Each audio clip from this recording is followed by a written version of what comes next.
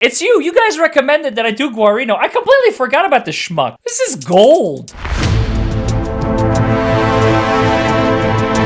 Watch David just disassemble Guarino. And 2019 was the first time that you took a forensic computer course. One purpose of writing a police report is to share information with your fellow investigators. I'd like to ask you some questions about your training and education and your qualifications. The purpose of one of your February 4th, 2022 reports was to explain how you came into possession of John O'Keefe's cell phone.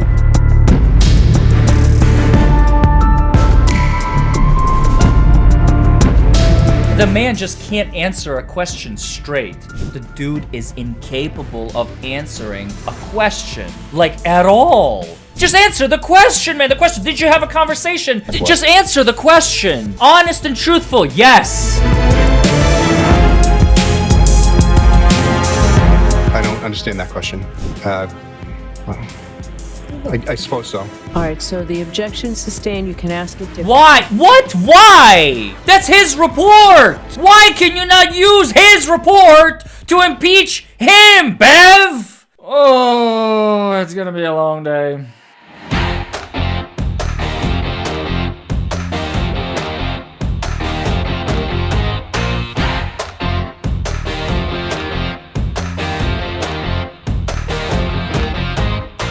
Well, hello everybody, and welcome back to Buckle Up, It's the Law.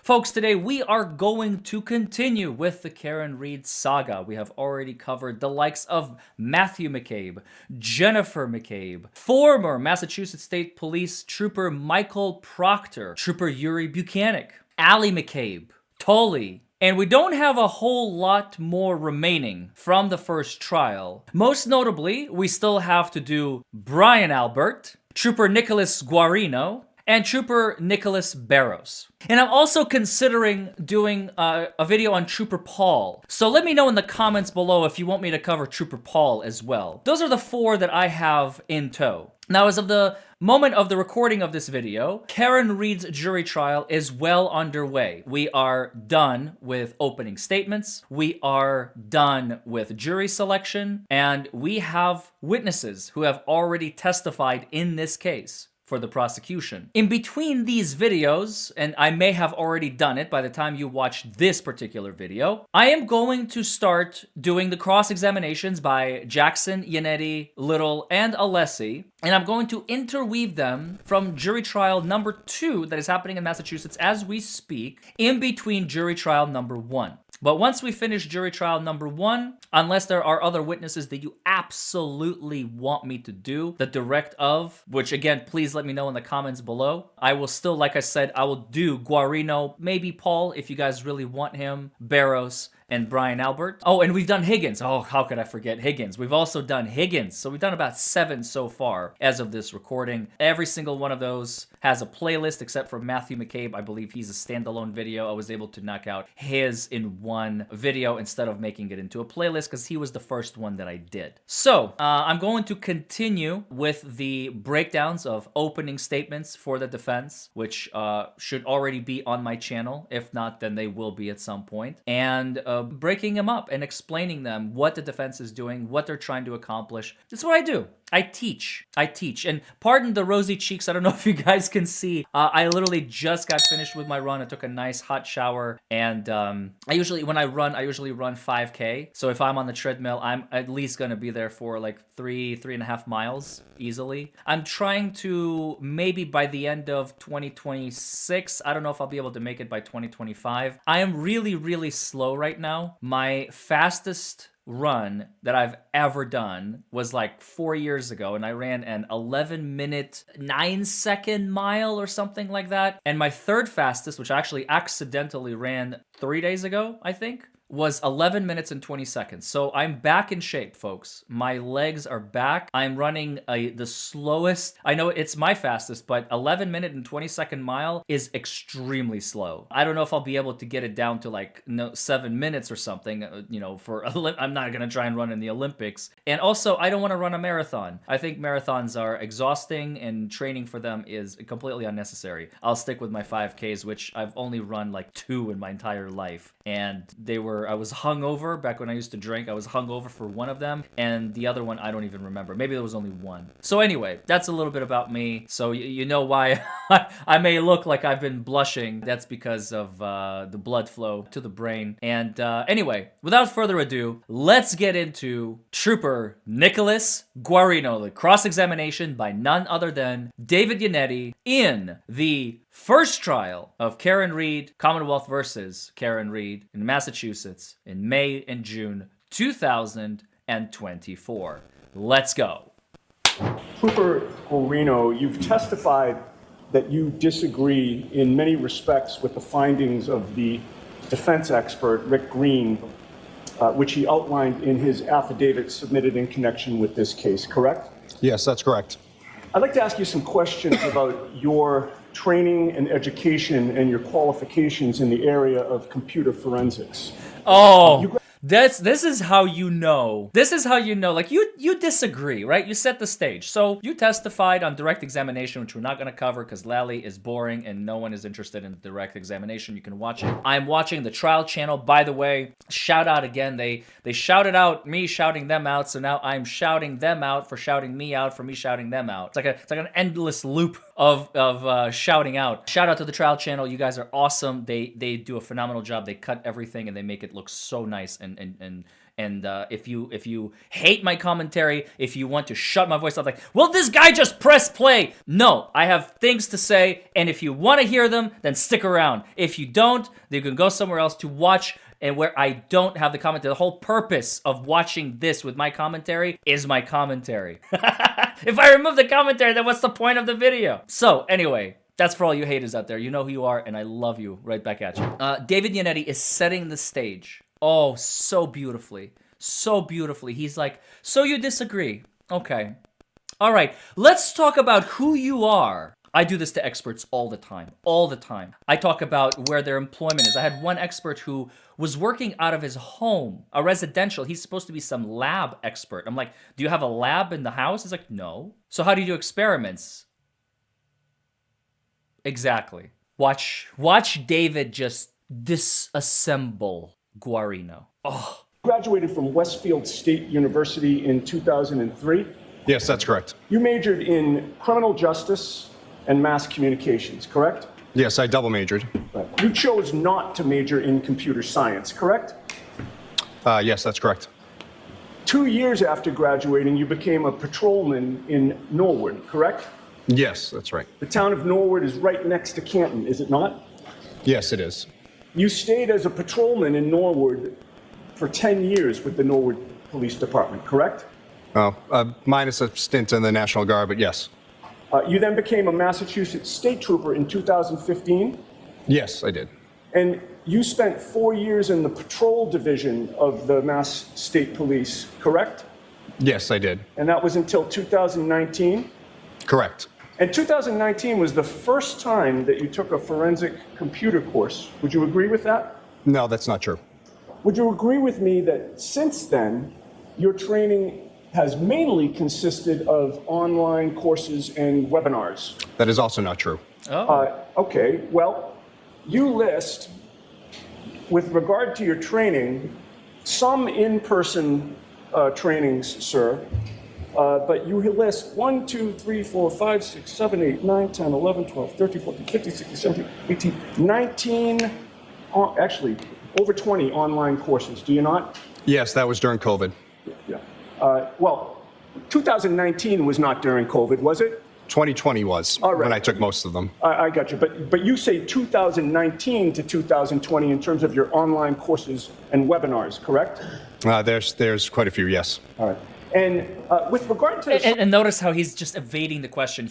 Because he knows the answer is, and I wonder why David didn't actually go there. Maybe because it's not a fact, which is fine. But if it was a fact, I would say something like, out of your 20 plus courses, half of them was before COVID. Half of them you took before COVID, correct? If that's the fact. If not, I mean, if he just took one and David is just making him look like an idiot and he can't remember, that's on him. That's his problem. David does not owe an obligation to the witness to make sure that they remember their own courses. If he can make him look like a fool, that is his job to do so. The United States Supreme Court has said that. I believe it is a 1968, maybe. I forget the name of the case, but it's a Supreme Court. It's a SCOTUS case that literally said it is not the defense attorney's job to get to the truth. That is a direct quote. Think about that for a second.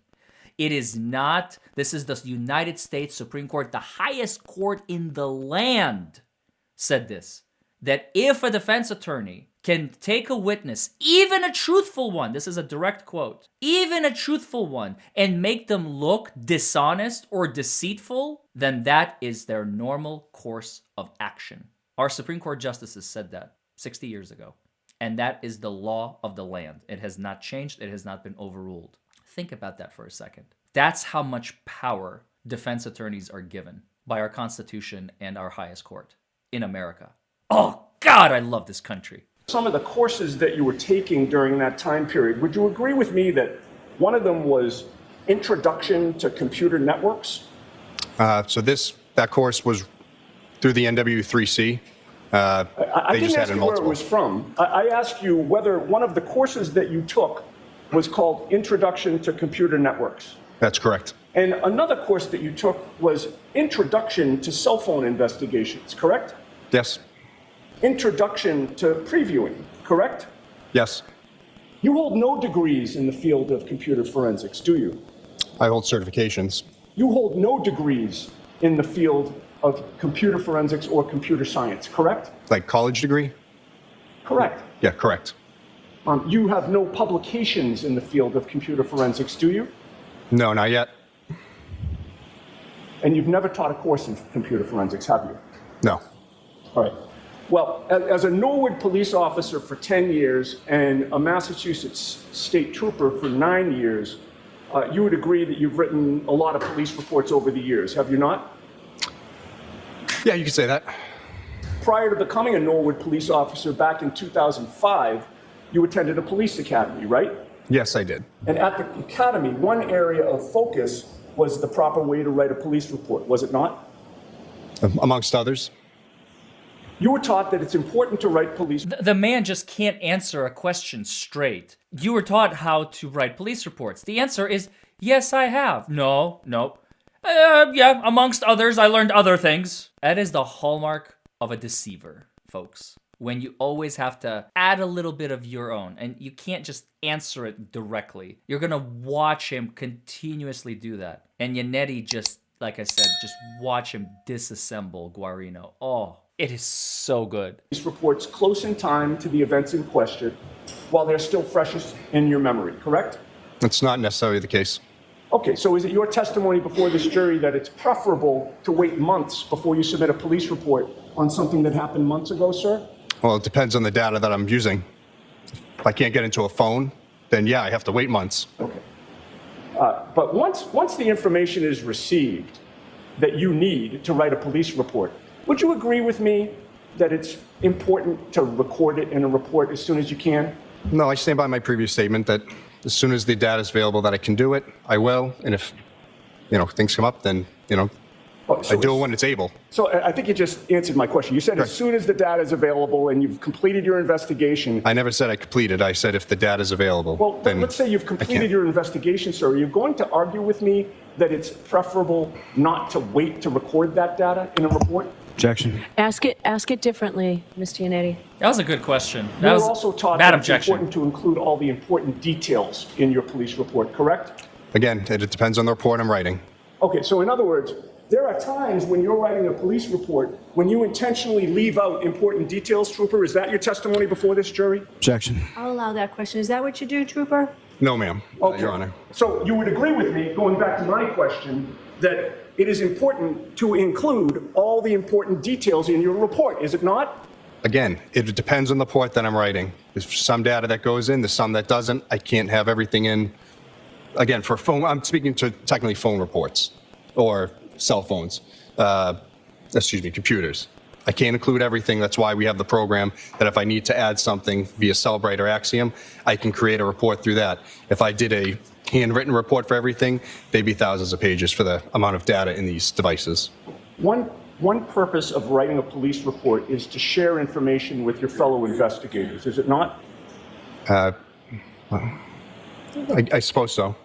Another purpose of writing a police report is to be fair to the people that you're investigating by explaining as best you can what happened, correct? I don't understand that question. Whoa. What do you mean you don't understand the question? You want to be fair in your report. No, I like throwing people under the bus. What do you mean? Can you please ask the question in a way that I can actually say yes to? Because I can't agree with that statement. What? Look at this guy. Thank you guys. It's you. You guys recommended that I do Guarino. I completely forgot about the schmuck. Oh my God. This is gold. The fact is you did write some early police reports in this case dated February 4th, 2022, just 6 days after John O'Keefe was found mortally wounded on Brian Albert's front lawn, correct? That is correct. When you wrote those police reports, you knew this was a homicide investigation, correct? I was told that it was believed to be yes. So that underscored the importance of being accurate and truthful, correct? Especially in a homicide investigation? I write my reports, no matter what the investigation is, the same exact way. Just answer the question, man. Honest and truthful, yes. He can't even say yes to honest and truthful. Are you kidding me? Dude. And the purpose of one of your February 4th, 2022 reports was to explain how you came into possession of John O'Keefe's cell phone and to note the extraction that you did on the phone. Do you recall that report? Yes, I do. And before writing that particular report, you spoke with Trooper Michael Proctor, did you not? I received the phone from him, but I'm sorry? I received the phone from him originally, yes. Okay. And when you received the phone, the two of you did not remain mute, right? The two of you chatted? I don't remember the exact conversation. But there was a conversation. But just answer the question, man. The question, did you have a conversation? He's jumping to the next question. He's like, I don't remember the nature of it, though. Did you have a conversation? I don't remember the nature. Did you have a conversation? Yes or no? I don't remember the contents of it. Did you have a conversation? Well, it's been years. The dude is incapable of answering a question. Like, at all. Like, period. I'm sure there was. And you recorded what Michael Proctor told you about that cell phone in your February 4th, 2022 report, did you not? No, I didn't. Michael Proctor told you that on Saturday, January 29th of 2022, he and Sergeant Buchanan had responded to 34 Fairview Road in Canton. Did he not? Objection. I'll allow that. No, he didn't. Well, you wrote in your very first sentence in that report the following, quote, on Saturday, January 29th, 2022, Trooper Michael Proctor and Sergeant Yuri Buchanan of the Norfolk County District Attorney's Office responded to the unattended death of John O'Keefe at 34th Fairview Road in Canton. Those were your words, were they not? All right, so the objection sustained. You can ask it differently. Why? What? Why? That's his report. Why can you not use his report to impeach him, Bev? Oh my God. I completely forgot about this. And on that note, folks, thank you all for joining me. And we are going to continue this monstrosity of a cross-examination because Bev won't let Yannetti ask the basics of the questions and she won't let him do it. Oh, it's gonna be a long day. Bye, everybody.